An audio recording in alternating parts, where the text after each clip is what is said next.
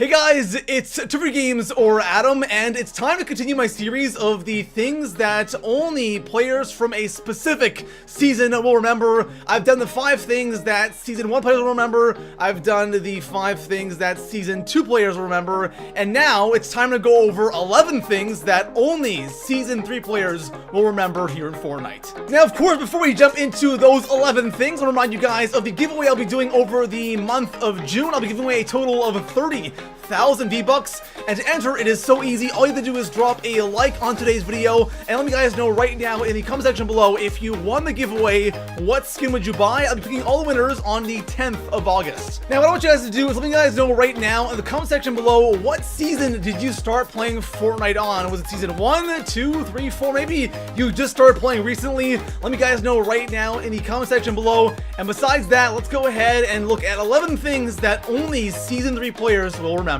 Starting us off here in the number 11 spot, and when talking about Season 3, we have to start off by going over all of the Battle Pass skins. And in my opinion, the Season 3 Battle Pass has some of the nicest skins in the game, or at least some of the nicest set of skins. The 2 skins that really jump out for me are the Dark Voyager skin, because of course the Dark Voyager is such a nice skin, and then of course you have the Reaper skin, 2 skins that a lot of people use today. And of course, this entire Battle Pass theme was like the astronaut theme, so back bling went along with that. But overall, out of the early seasons that didn't have any crazy evolving skins like we have here in the 5th season, and of course in the previous season as well, out of Season 2 and 3, Season 3 hands down has the nicest Battle Pass skins. So coming in at the number 10 spot, we have the Comet, and back in Season 3, the Comet was such a big thing. So one day, out of nowhere, randomly,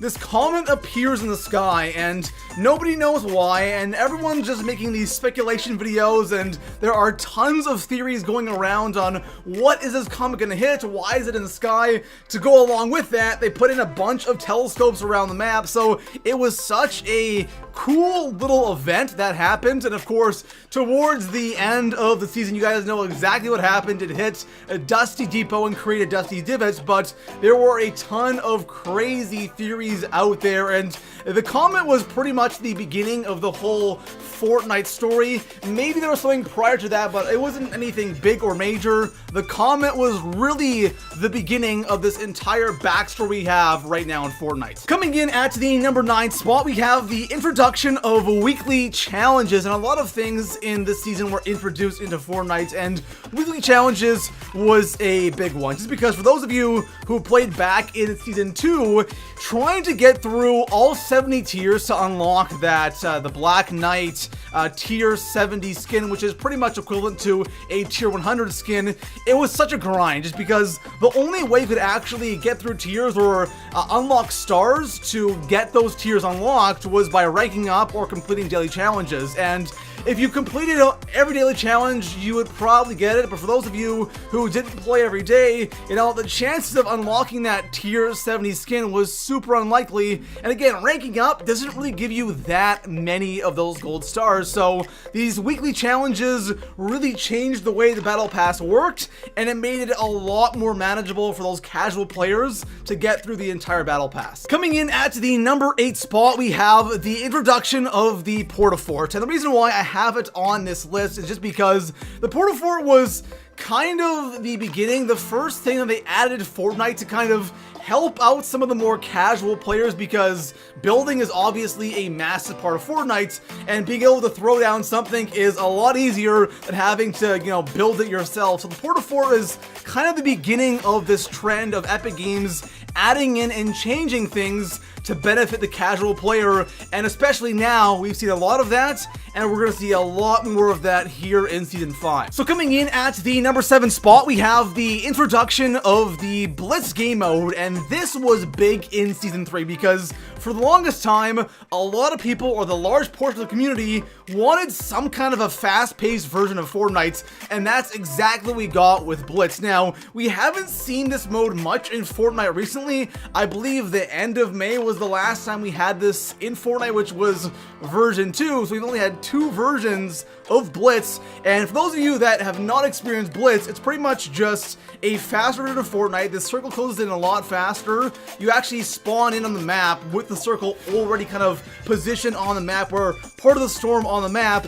and materials are increased, you know, ammo increased, chest spawn increased, you know, weapon rarity increased. All this stuff has been increased, and it's just a lot faster and a lot more enjoyable than your regular solo duos or squads. Coming in at the number 6 spot, we have the short lifespan of the guided missile. And for those of you who played Fortnite back in Season 3 and you use this thing, you know exactly how OP this thing was. There was never a gun like this in Fortnite where if you found it or you killed somebody and got it, would greatly increase your chance of winning like the guided missile. This thing was insane. Kills were so easy to get, and even in squads and duos, if you had one guy sitting back with this thing, it just instantly overwhelmed the other team. And this thing was so OP, it was removed within a week, and maybe, who knows, one day we might see a less OP version of this thing return to Fortnite. In the number 5 spot, one massive thing that was added in during Season 3 was something called first shot accuracy. And for those of you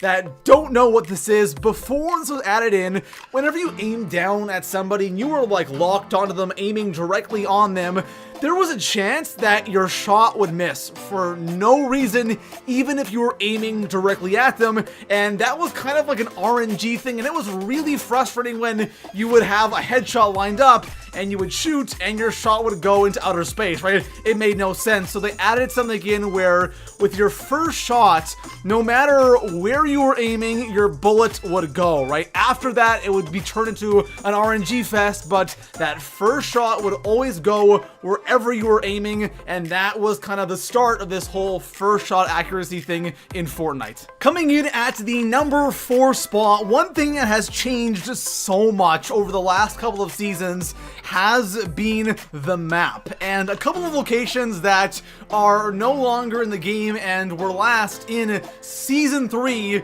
were Dusty Depot, which is still kind of in the game, but not the original legit Dusty, and then of course the factories outside of Dusty. Now, I know there are more locations that have changed, but these are kind of OG locations that are no longer in the game, and Dusty was always this area where you would always die. It was always this death zone area, and then of course the factories, which were right outside of Dusty, which is a place I landed all the time, which is no longer in the game. So that area was in the game from the very beginning, and of course when the meteor hit at the beginning of Season 4, it removed the factories, and of course it removed Dusty Depot as well. So coming in at the number 3 spot, we have an item that a lot of you who played during Season 3 may or may not have, and I'm not talking about Battle Pass items, I'm talking about a back bling that was given away for free by Epic Games because during a certain period of time during Season 3, there was a massive problem with servers. It was either down, or it was hard to connect to, or you were disconnecting all the time, so they gave away this free back bling. I believe it was called a Rust Bucket, and it was only available in the item shop for maybe 2 or 3 days, so even if you played back then, there's a chance you might have missed out on this item, but it is an item that is definitely going to be more and more rare as we go on here in Fortnite, because it was only there for a couple of days. So for those of you who actually have this item, it is pretty awesome. It will definitely be a rare item one day, but for now, it is one way to show you are a Season 3 player. Coming in at the number 2 spot, one of the more frustrating things about Season 3 has to be the weapon swap delay. Now, this is one thing that was not just with shotguns, because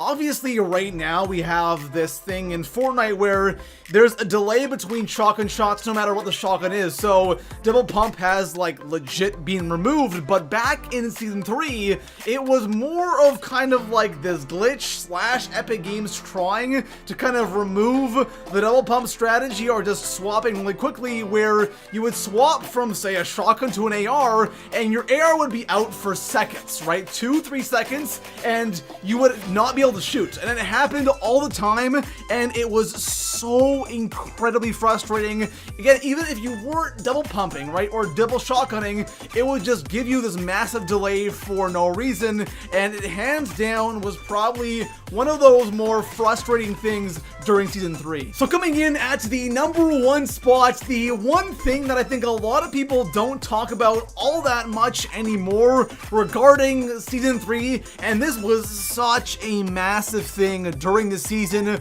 was, of course, about the comet, but where people thought it was originally going to hit. So everyone now knows that the comet hit Dusty Depot, and it created Dusty Divot, but everyone was convinced that originally the comet was going to hit Tilted Towers, right? Everyone was convinced, right? Tilted Towers was such a problem in Fortnite. You know, everyone was constantly landing there, and everyone thought that this was gonna be the place that got destroyed, not Dusty Depot, and people were streaming all the time, you know, today Tilted Towers is gonna get hit, but it never happened. And of course, at the start of Season 4, we find out that it was Dusty Depot that got hit, and everyone was all confused. But all throughout Season 3, everyone was talking about Tilted Towers is almost done, it's almost gone, and it never ended up happening. So there you have it, guys. Those are 11 things that only Season 3 players will remember. And like I said, it feels like Season 3 was so long ago, even though it really wasn't all that long ago. It was this year, but it feels like it was ages ago. And let me guys know right now in the comment section below, what season did you start playing Fortnite? I'm really curious to see. And besides that, guys, enjoy the video, drop a like, subscribe for more Fortnite videos, and I'll see you guys in the next one. Peace out.